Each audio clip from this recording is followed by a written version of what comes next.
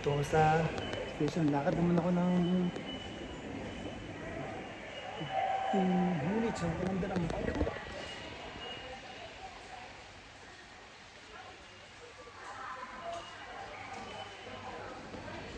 Kaso,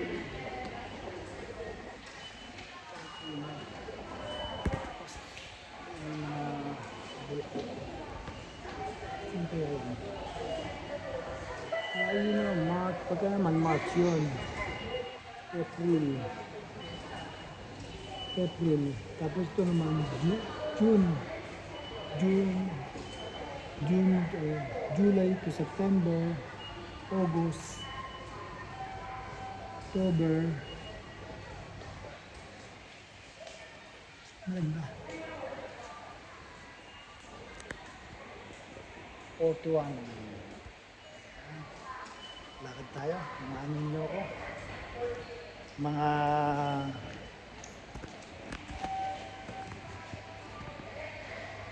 12 minutes walk. Kwentuhan ko kayo about dito sa Japan.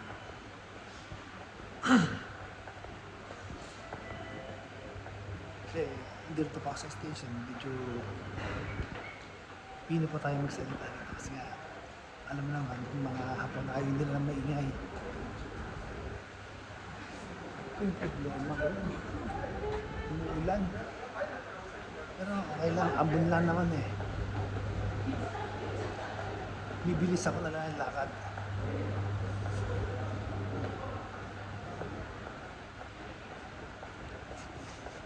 Tatalokbong na lang tayo.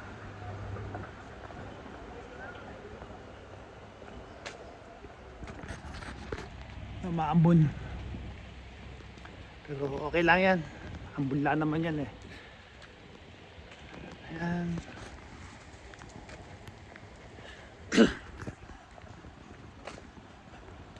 Malayo yung bahay ko, di ba? Pero kagandahan dito kahit malayo ito. Dito sa Japan kahit malayo ang bahay mo sa city. Let's say, travel mo by train sa isang oras or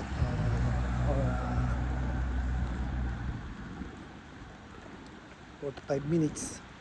Okay lang yan kasi kagandahan dito maraming tren tapos yung tren, yung oras ng tren is on time.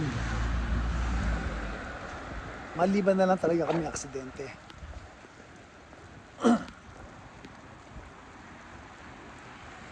Yun lang yung kagandahan dito.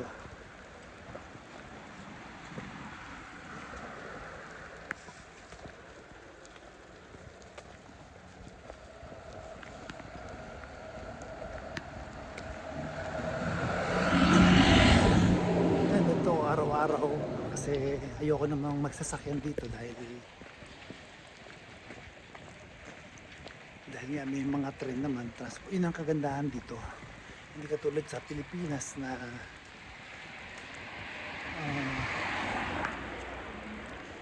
marami ang transfer, may jeep, may tricycle. Dito isang tren lang tapos punta ka na sa trabaho mo, makakapunta ka na sa mall, di ba? Transfer lang, tapos may mga bus.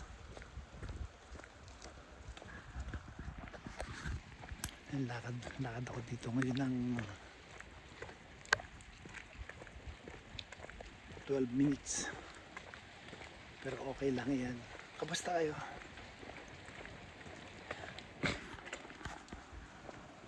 Ito kailangan mo lang pagka magja-Japan ka, kailangan matyaga ka. Tsaka hindi ka mapili sa trabaho. Tsaka dapat marunong kang makibagay sa mga katrabaho mo. Hindi yung iba kasi nating kababayan, porke baguhan ka sa trabaho is adyan na kailangan mo ng yung tingin nila sa sarili nila kung alam mo naman yung ibang kababayan natin basta baguhan ka ayan na, di ba? Kailangan kahit datihan ka tapos may bago, turuan mo lang,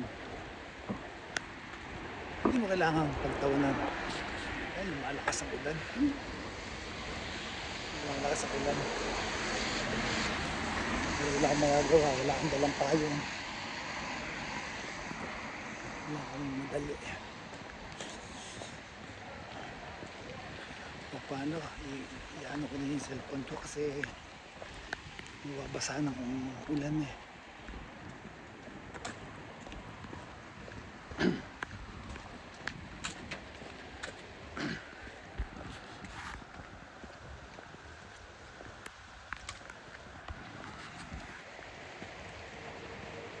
Parang lumalakas pa. Wala tayong magagawa.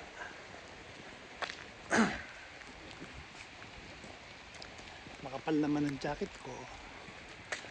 Kaya hindi naman ako nababasa. Kaya mamaya pagdating ko sa bahay, maliligo ako ng hot water para naman hindi ka magkasakit. Di ba? Naulan ako eh. Kaya mahirap na yung magkasakit.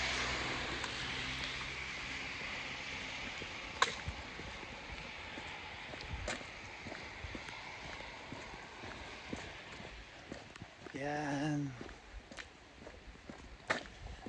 Mga 8 minutes pa. Pasensya na kahit medyo madilim dito sa dinadaanan ko. Ito yung mahirap. Nung may dala akong payong,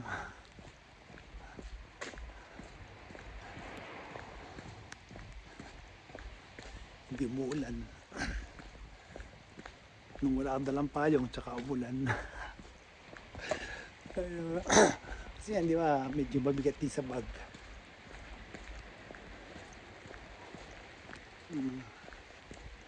Yun nga ba sabi ko kanina eh. Pero okay lang, at least parang ambon lang naman. Huwag lang lalakas. Pag lumakas, wala na. Wala akong magagawa.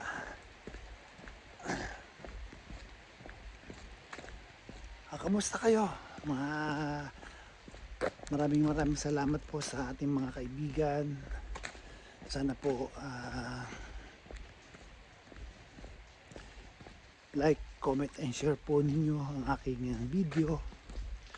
And then baka pwede pasubscribe na rin po, patulong na rin po. Pasubscribe na rin po sa aking YouTube channel sa inyong mga kaibigan.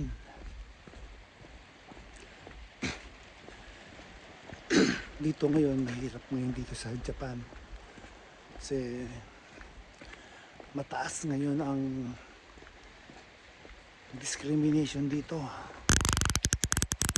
So, hindi natin alam kung hanggang kailan ako dito sa Japan. Gawa nga ng halos palayasin na nila yung mga foreigner dito, yung mga gaijin, lalo na yung mga Chinese. Yun.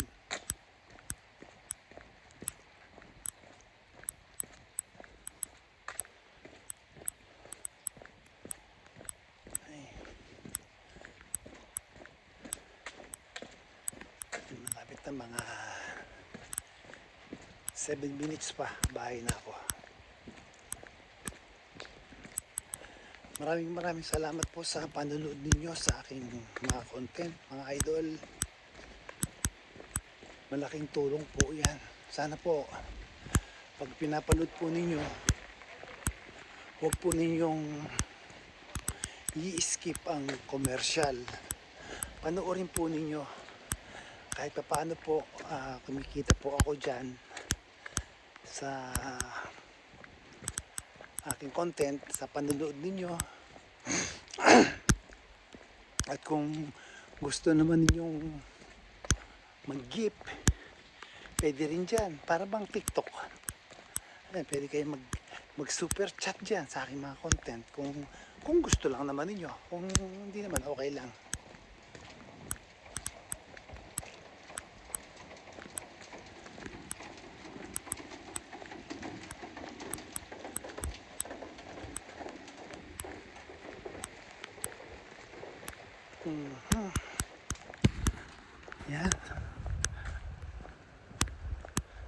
Punasan ko. Medyo nababasa na.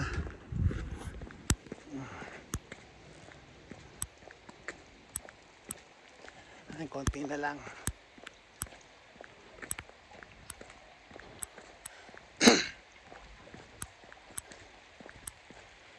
Mga 5 minutes or 4 minutes pa. Bahay na ako.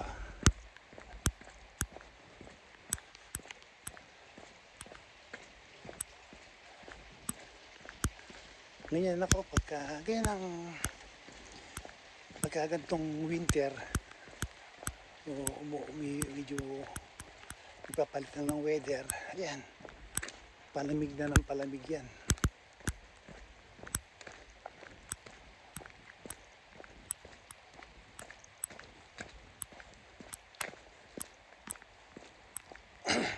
Malapit na ako, 2 kanto na lang.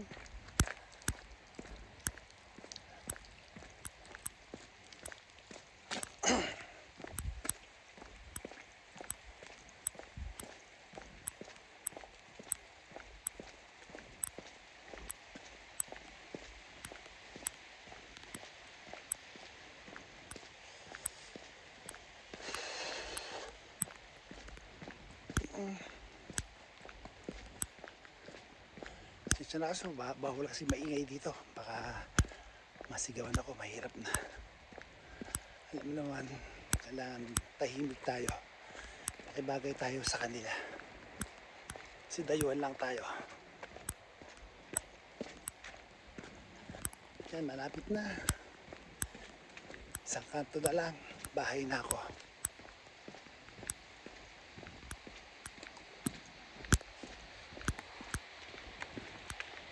Maraming salamat po talaga.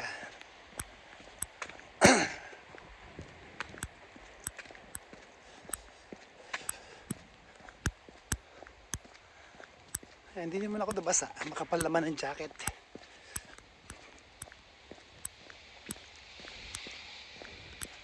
Tsaka kailangan dito, dapat malakas ang loob mo.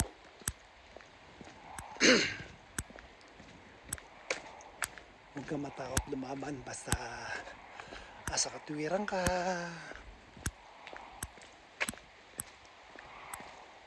Alam mong tama ka.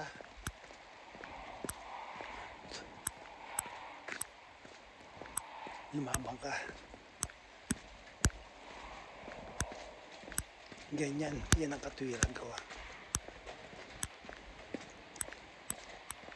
Diba?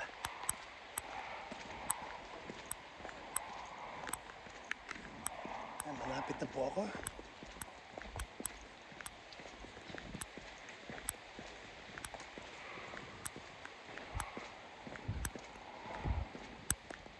Yan, liliko na ako. Bahay. Yan.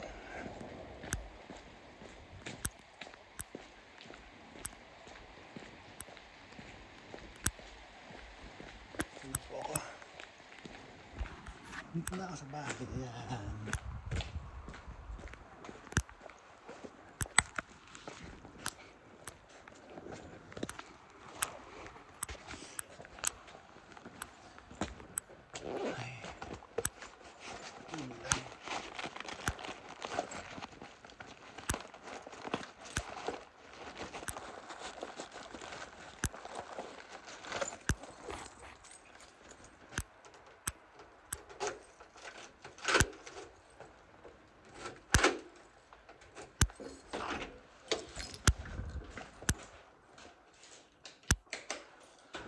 And I'm home.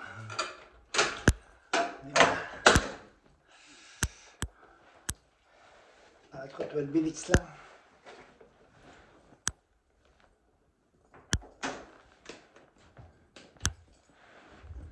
Ay, grabe.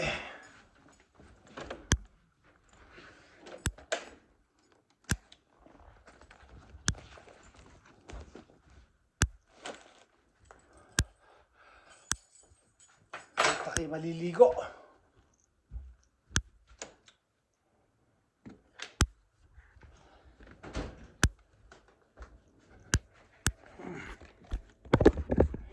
lang muna ako ng tubig.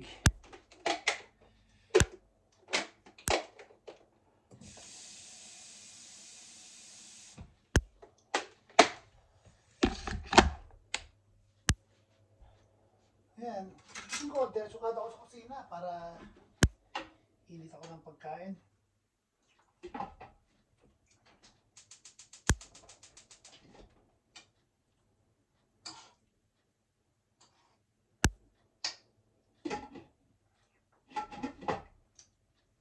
Wow! O, paano? Maraming salamat po sa panonood ninyo. At ako naman ay prepare muna ako ng dinner.